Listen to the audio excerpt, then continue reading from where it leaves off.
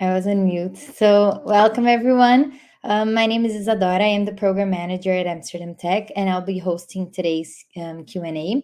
So, today is the seventh episode of our Tech Mind series webinar, and our guest today is Dennis. Dennis has worked as a data science for more than 10 years and was working with Citi for 6 years as a data scientist. And now he's coaching and advising data science executives to run their teams and projects. He also has a huge online presence with 13,000 plus followers on social media across many platforms. And he just released a new book called Your First Year in Data Science, which talks about the gap between how data science is done in traditional universities versus how it's done in the real world. So, welcome, Dennis. Thank you for coming.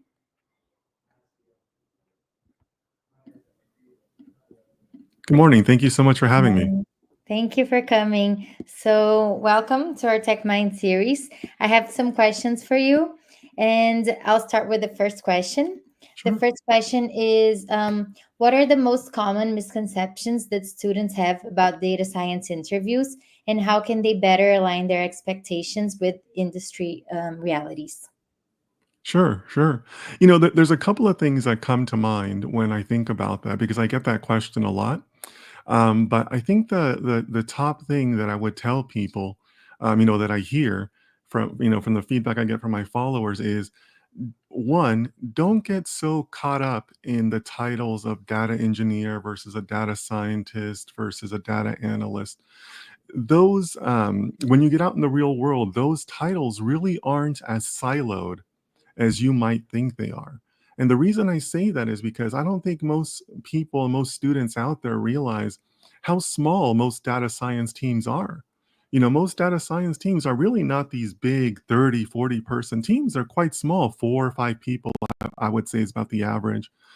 Um, so you might be a data scientist, but you might still be getting your own data. So you're still going to be doing data engineering tasks, or the data engineer will fill in for the data science.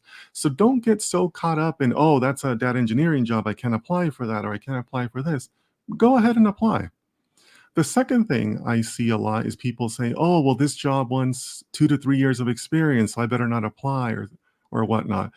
And data science teams, because they're so small, because most of them are still kind of getting off the ground across most industries, they don't always know exactly the person they're looking for, right? Okay. You should really just think about yourself as a data professional, and then you're just applying to data oriented jobs. That's kind of the way I look at it, because again, the data science teams may not always be firm in what they're looking for. They might put out a data engineering position, but they could really use help on the modeling side, so more of a data science position.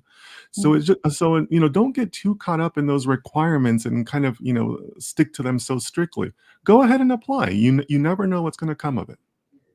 Yeah, that's a good. I think especially women gets very closed off with like the job roles. That's, for example, you need 2 years of experience. Oh, I only have one. I won't apply.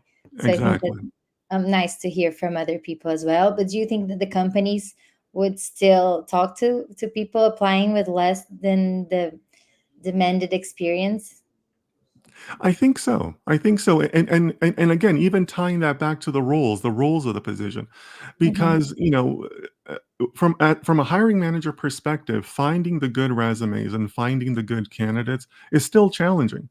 So Yeah. if I come across a good candidate, we'll find a way to use you, right? We'll find a way to slot you into the team, no matter the role you applied for, or maybe you don't quite have that 3 years of experience. You have the one. If you're good, if you can really stand above the candidate pool, we'll find a way to use you. Yeah, and they also like see if you can adapt and learn on the job, because a lot of things you also learn on the job, right? Absolutely. I tell that to a lot of people who contact me. Data science is not a theoretical science; it's an applied science. So it's about how you apply it. So yeah, it's how you are able to take those skills and actually use them on the job. Absolutely. Yeah, perfect.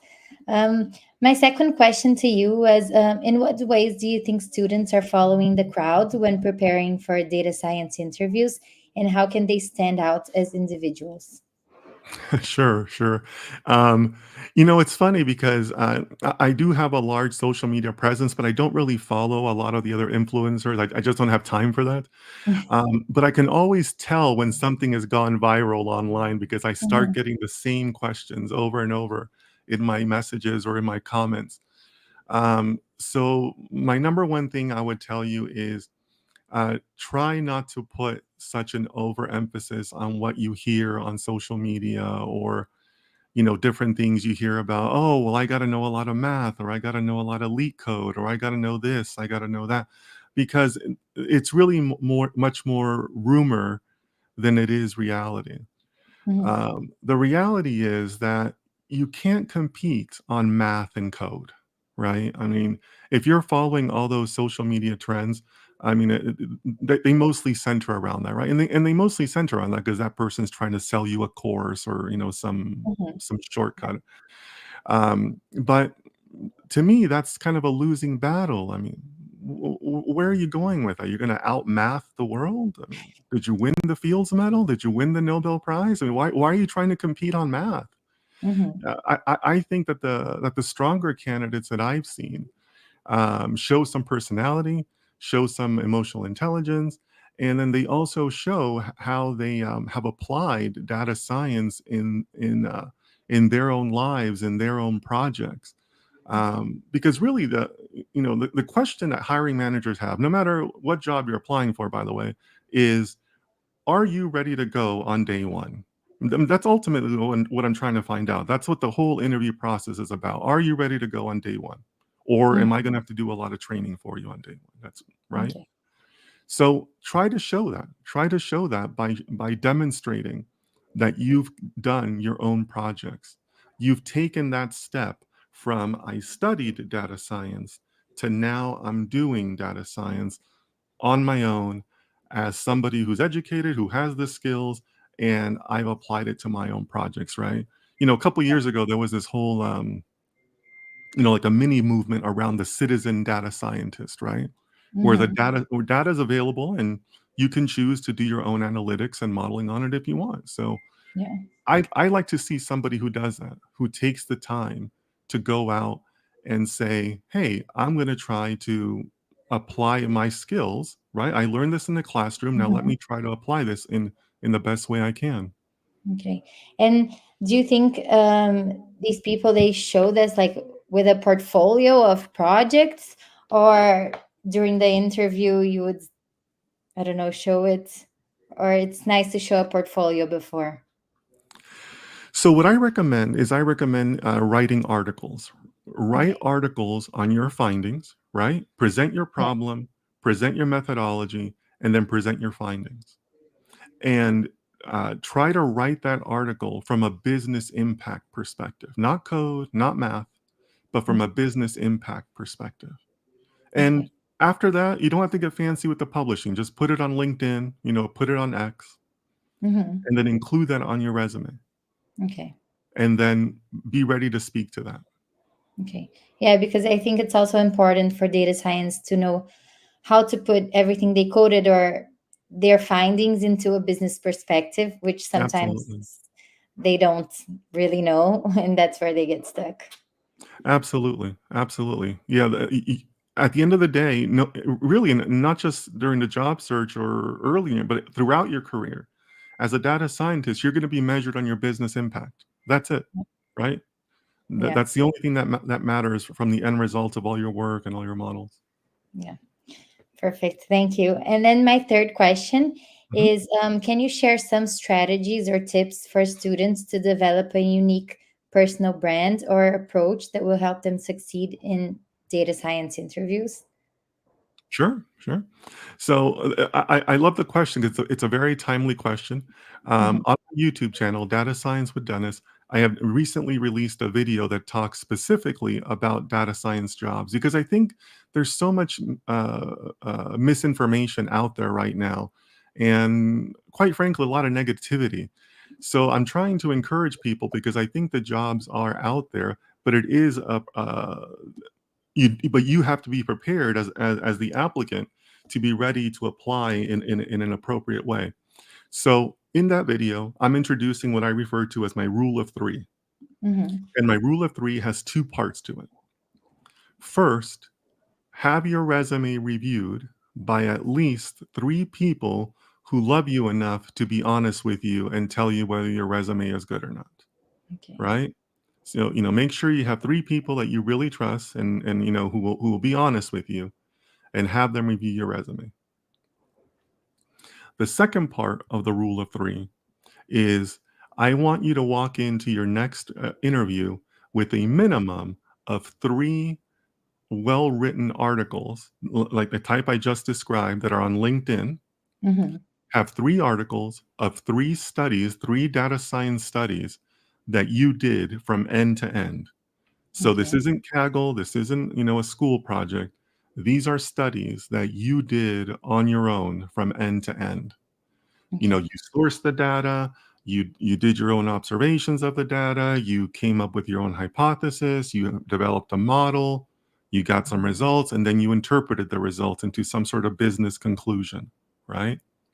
Have a minimum of three of those before you walk into your next interview.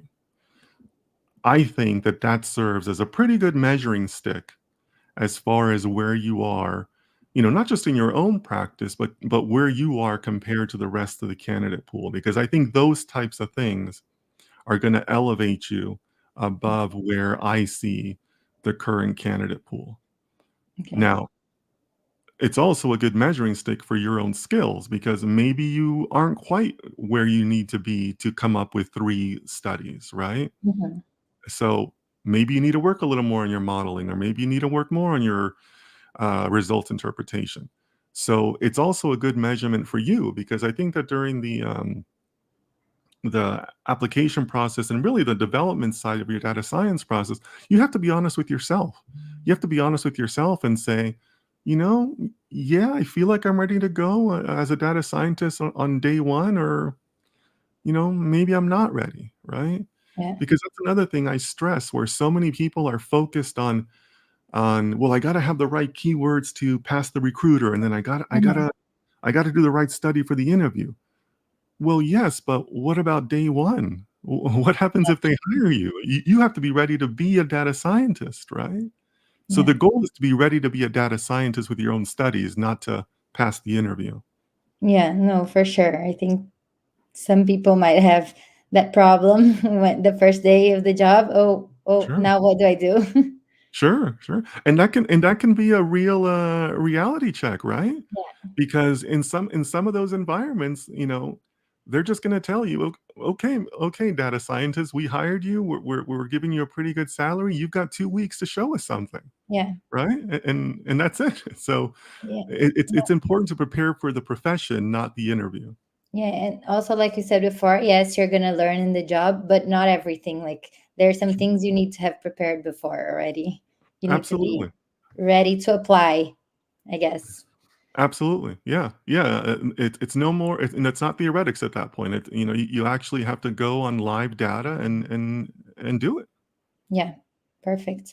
For me, these are my three questions. I don't know if maybe you want to talk a little bit about your book or there's anything else you want to add.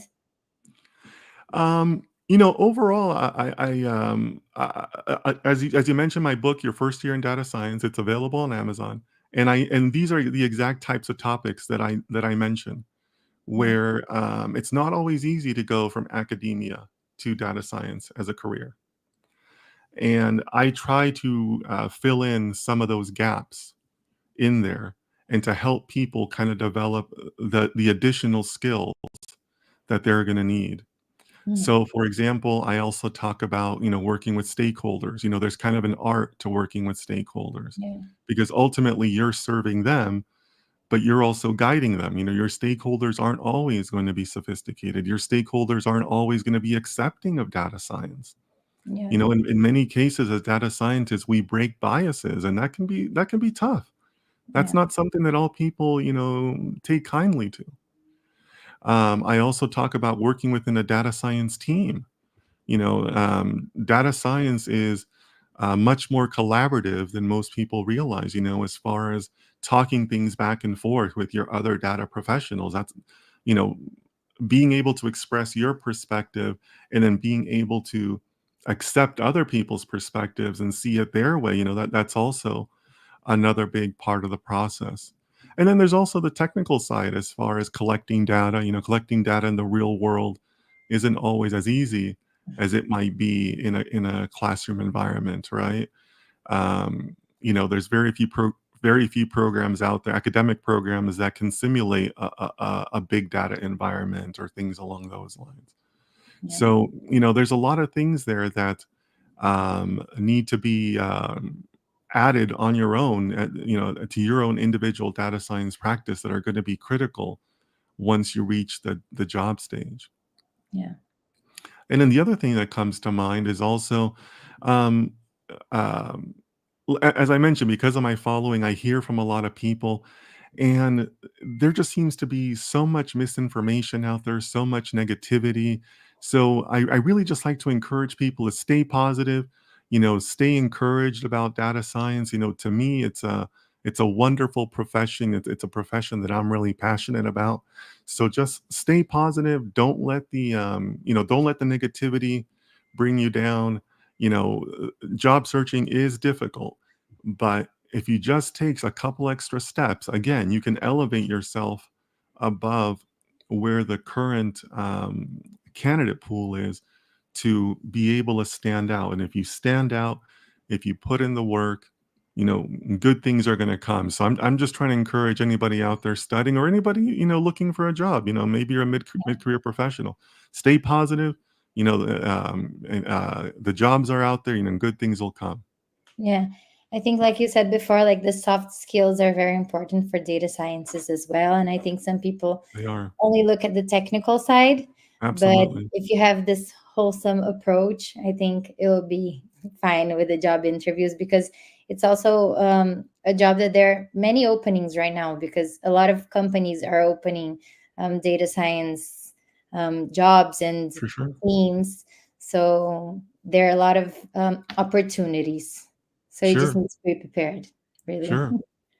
Yeah, the soft skill side is super important, and I tie that back to the business impact side, Mhm. because, when you're in the meetings, when you're trying to deliver your results and sell, the stakeholders on your results, I think people ex uh, woefully overestimate how much those stakeholders will pay attention to the technical side, you know, Yeah, I always tell people, you can't be a math robot, you can't be a code robot really. in front of the stakeholders. In many ways, they literally don't care. Yeah. I've been sharing this example with my followers, and it's intended partially in joking, but I tell them, when you're up there in front of a managing director, in front of some directors, and you're selling your final result. First of all, you're only going to have about 10 minutes, right? I mean, managing Mhm. directors don't have time to listen to a half-hour presentation.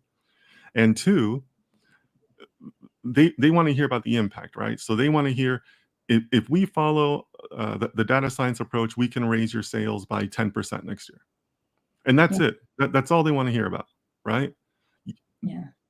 You could tell them, I did it with a neural network, or I did it with a room full of monkeys in the back that I trained how to use iPads. I mean, they literally don't care how you got there. If you were to tell them about the monkeys, they would just tell you, okay, fine, don't let the monkeys die, right? And that's Mhm. it.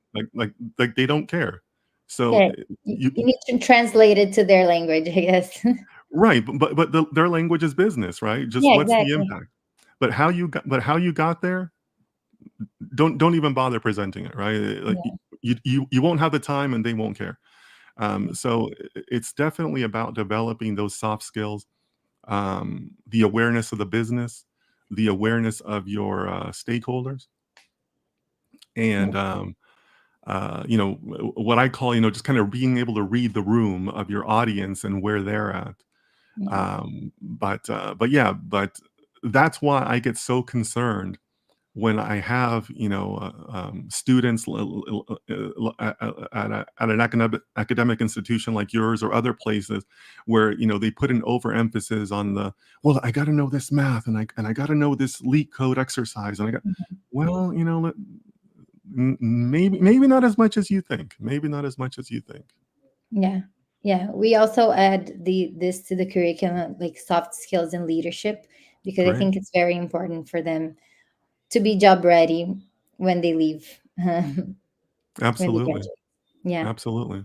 Yeah, I think that you guys are doing some unique things around that because not every curriculum has that. Yeah. A lot of curriculums out there are a little over, in my opinion, a little overemphasized on the math side. Yeah. Because the reality is that you're going to be doing most of that with libraries and other pieces of code, anyways. Yeah. There's too much liability in writing your own math formulas from scratch, right? Hmm. So it's good to hear that you're adding that to your curriculum. Extremely important. Yeah. I think that's it from my side.